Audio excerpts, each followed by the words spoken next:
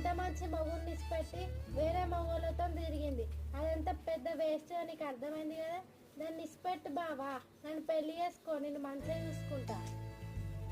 అవునరా శివ, అది మంచిది కాదు కాబట్టి అది వెళ్ళిపోయింది. అదే మంచిదైతే నేను ఏ తప్పు చేయలేదు, నేను ఇక్కడనే ఉంటా అనకపోవునా?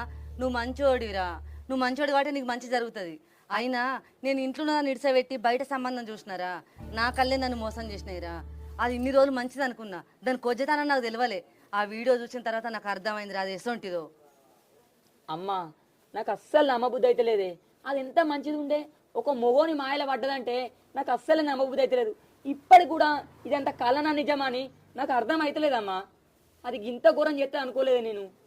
వామ్మో, మళ్ళా మా బావ మా అక్క దిక్కు మనసు పెట్టిండనుకో నన్ను మర్చిపోతాడు.